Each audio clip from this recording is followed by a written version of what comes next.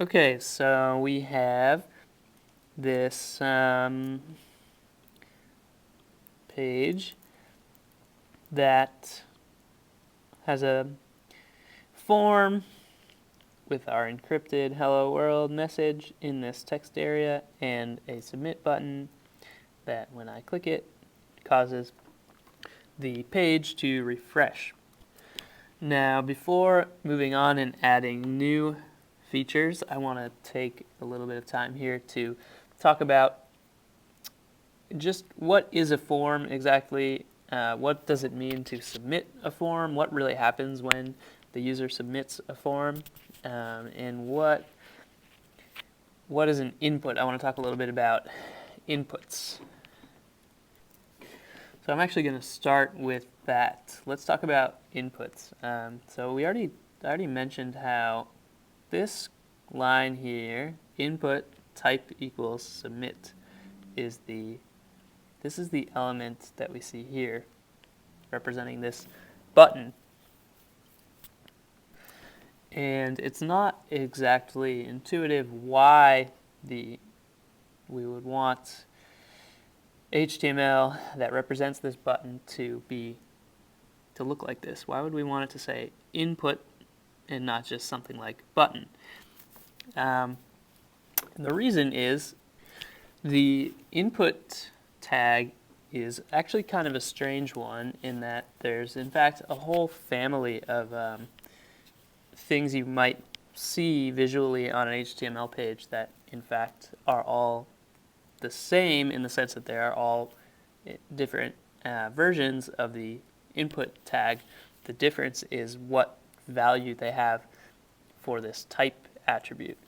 So specifying a different type attribute, it could very dramatically change both the function and appearance of an input that you see on the screen. So this is just one type of input, is a submit. So if you set the type to submit, what you get here is a button like this that causes the form to be submitted, but there are other types as well.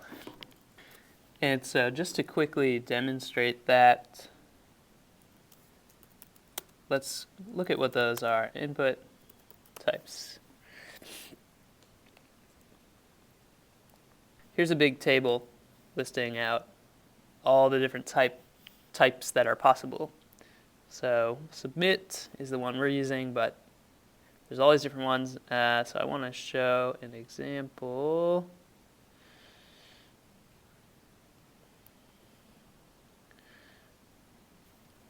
So here's an example of an input whose type is checkbox, and that results in an item like this that can be checked or unchecked. So we have 3 of those on the page right there. And then below that we have a submit button, just like in our actual example. And let's try a couple others. How about color? So this input right here results in this cool little color picker that, when it is clicked, presents a modal pop-up window that allows the person to select a color. And let's do one more. How about a date? So this is an input whose type equals date, and it's designed to make it easy for the user to input a calendar date.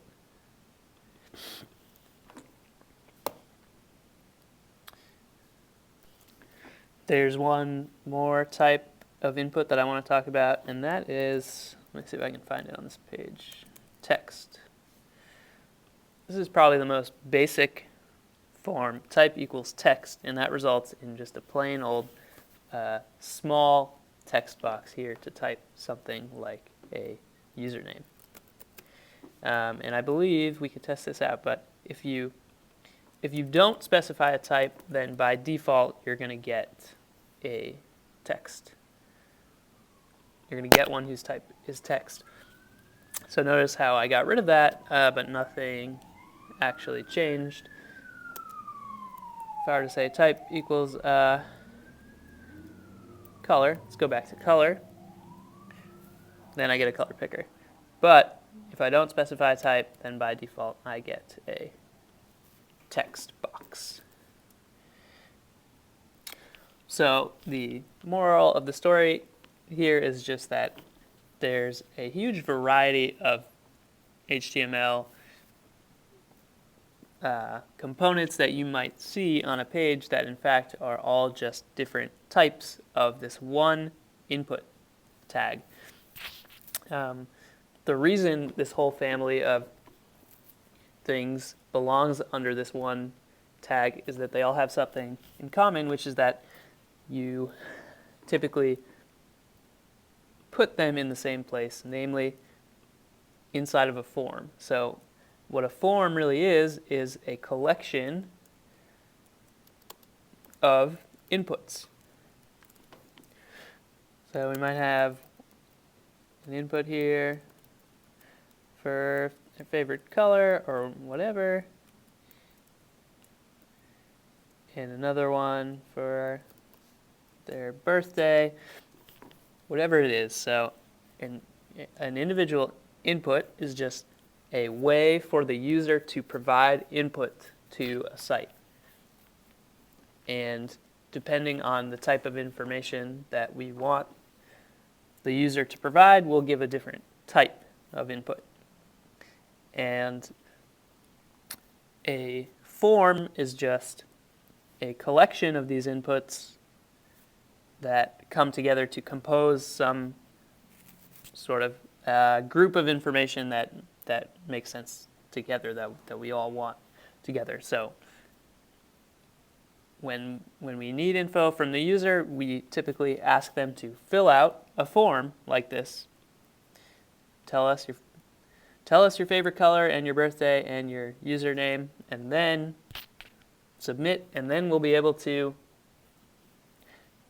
process that information in a way that makes sense for whatever service it is that we provide. And so to bring it back to this submit button, the submit type is just one among many types of inputs. It's kind of a special input that is almost always the last thing in the form, and its purpose is just for the user to say, I'm done, I've filled out the form, and now I'm ready to submit it. The other thing that I feel I should point out here is that you are not restricted to just putting inputs inside of a form. So if we look at our site, obviously there's the submit input, and then there's the text area. And actually, let's even look at theirs. So this is the working example. So this is not an input, it's a text area. And that's fine too. You don't have to use an input. You can use other forms of receiving input. It doesn't have to explicitly be the input tag. To be honest, I'm not sure why it's designed this way, and it's quite possible that there is no good reason. So why is it not just something more like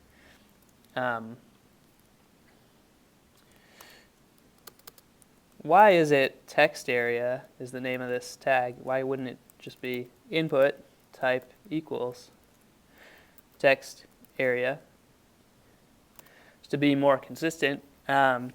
I don't know the answer to that. There are a lot of things in language design that happen for historical reasons that we get stuck with because people get used to it a certain way, and then we realize, oh, well, we should have all these inputs, but we already have the text area, and we don't want to make a huge change that's going to break everyone's code that they've already written, so now we're kind of stuck with the text area. So for historical reasons, all kinds of things happen that aren't perfectly well designed. So if it feels like it doesn't quite make sense to you, that doesn't necessarily mean that you don't get it, that there's some brilliant reason out there that you just don't understand. Sometimes there really isn't. And Sometimes there is. Maybe there is a good reason why a text area is a text area, and I just don't know what that is. But in case you feel confused about that, don't worry about it too much. Just over time, you'll memorize whatever it is that you need to memorize, including this here, which is that in most cases you can get what you need by using an input, but in a few cases, for example, if you want a large rectangle for multi-line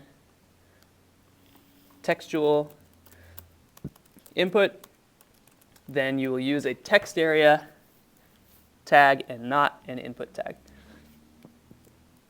Okay, so back to our example.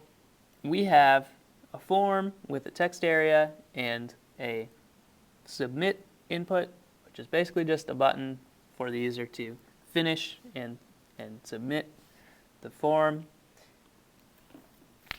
So now I want to talk about exactly what it means to submit the form. What really happens under the hood when we submit, or when the user submits the form that they have filled out.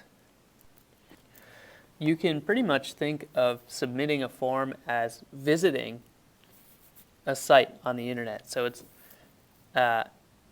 pretty much always the case that when you submit a form, you're going to go somewhere, quote unquote, go somewhere. So in this case, we're going to the page that we're already on. That's why the page gets refreshed. So you can kind of think of submitting a form as no different from clicking a link.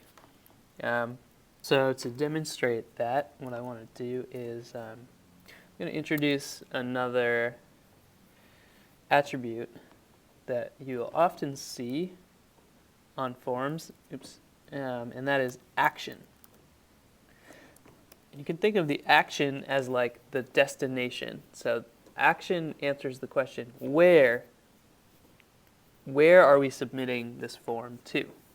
If we don't specify an action, we're going to get, by default, we're going to submit the form to the exact same place that we currently are, which is why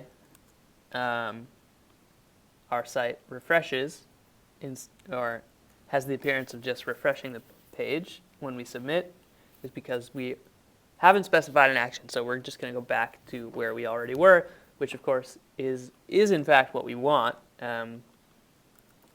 This is what we're trying to achieve. We want to end up back on this same page with everything the same, except this message should be encrypted. But so we do, in this case, we don't need to specify an action because we just want to end up back where we were. But just to illustrate that, it doesn't have to be that way. I'll do an example here. If our action were to be the address of Google, then we would see something different. When I submit this now, I'm going to be whisked away to Google. So as I said before, you can think of submitting a form as essentially like clicking a link whose destination is whatever is specified for this action attribute. It's going to take you, quote unquote, you're going to go there. But the thing that makes submitting a form different from clicking a link is that when you submit a form, not only do you, quote unquote, go to this place, but you also send along a bunch of information, specifically the information that the user filled out when they filled out all of the inputs in your form. And of course, I've been at pains here to emphasize that going to a site like Google, is simply a metaphor. We're not actually going anywhere. What we're really doing is just submitting an HTTP request to the server that is hosting Google's site. And when I say that we're sending along additional information, that information is attached to that request that gets sent to Google. So really what happens when I submit any form is I am sending an HTTP request to whatever destination is specified here, and attached to that request is going to be a bunch of additional information informing the site in question of what the user has filled out. So here I have a form whose destination is Google. Typically, you're not going to do that. Typically, your form isn't going to go to someone else's site. It's going to go to your own site, either on the same exact route that you were on, as we see here. So this is what we're going to do in our own example, as I mentioned before. The form is simply going to be sent back to the exact same route, which is, for us, just the home page of this site. But it's not always going to be like that. So, for example, I could send this form to a different part of my site, like, just to use the same example from the previous video series, we had a login route. So now this form, when I submit, is going to go to the login route, which we don't have anymore, we don't have on our site. But if we did, so I'm just really quickly going to demonstrate this, and I think you can imagine what's going to happen. So the action here, again, is /login. So that means go to the /login route relative to where I currently am. So, whoops, gave that away too early, but you obviously knew that was coming. So here we are on the home page. We're on the /nothing route. And when we submit the form, we're supposed to go to wherever we currently are, /login, which now is a valid route that our web application can handle. And so we see the response that our application provided here. But again, in our case, what we're really trying to do is we're not trying to go to a different page on our site. We're trying to go back to the same page, and we just want the text to become encrypted after receiving the form submission. So just to review what's happening here in general, when a user comes to our site, of course, we go through the same process that we talked about in the last video. So a request is getting sent to the /route of our site, which we have specified that we want to handle using this class called main handler that we've defined. And this class is capable of responding to HTTP GET requests. And so generally when you visit a site, you're sending a GET request to that site. So then we get the opportunity to specify a bunch of HTML content that we want to send back to them. So we send back this content, which includes a form, and we write that form to our response, and then it comes back and it gets displayed on the user's page here, and then the user can do whatever they want, but as soon as they click submit, that's going to cause this form to send another HTTP request to whatever's specified by the action, or since I don't have one here, it's going to go back to the same place it was. So that results in yet another request coming in, and just like last time, the server says, hey, give me your response for the /route, and it's a GET request. And so we just go through the same process again, and here we are again. And of course, we're doing all the same stuff, so it's going to result in the same exact thing. And that's why currently when I submit, I just see the same response. So this is no different. It's functionally equivalent at this point to just visiting the page. So every time I submit, we're just going through the whole process again and writing a new response that's going to be sent to the user again.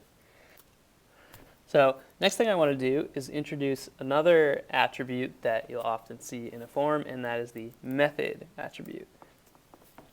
And the method is going to be equal to one of only a few things: get, or post, or once in a while delete. So this is the attribute for specifying which type of HTTP request you want to send. By default, if you don't say anything, it's going to be a GET request. But if you want, you can specify something else, like a POST request. So if we do this, now when I submit the form, we're going to send a POST request to the /route, and we're going to get an error because we aren't set up to handle POST requests, because our handler for that route doesn't have a POST method. And unfortunately, the word method here is confusingly used in two different ways to mean two different things. So let me quickly address that.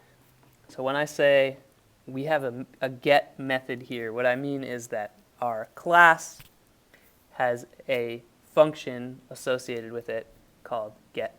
And typically a function that's associated with a class in object-oriented programming is called a method of that class. So this handler has a method called get, and it has a method called cookies,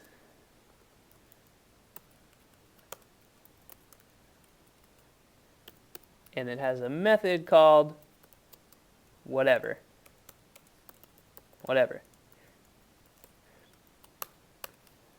Okay, so the methods are just the functions that are defined within a class. So these are functions that an instance of that class is capable of executing. There's also the word method used here to refer to the particular HTTP method, where in that context, method really just means type or category. There's a few types of HTTP requests, and they happen to use the word method, and it so happens that this web app 2 library says you need to have a method in the object-oriented sense, one for each method in the HTTP sense. So there ends up being a one-to-one correspondence between the two, but that's kind of just a coincidence. And so hopefully the double use of the word method is not too confusing here. Really the point is that there are a couple types of HTTP methods or categories or whatever you want to call it, get and post, and a few others, but usually just get and post. And if you want to be able to handle a request of that type at a particular route, then your handler class has to have a function inside of it whose name matches the name that you're trying to handle. So when a get request gets sent in, it's going to run this get function, as we've seen. And now, because to bring it back to what we're doing here, our form now is specifying that instead of having this, which is what we have by default if we don't say anything, if we don't say anything and I submit, or if we specify get, then we're going to get a refresh of the page because we're going to go through this whole process again. We're going to run this get function again. But if our form has post as its method, and now I visit the page and let's look at it.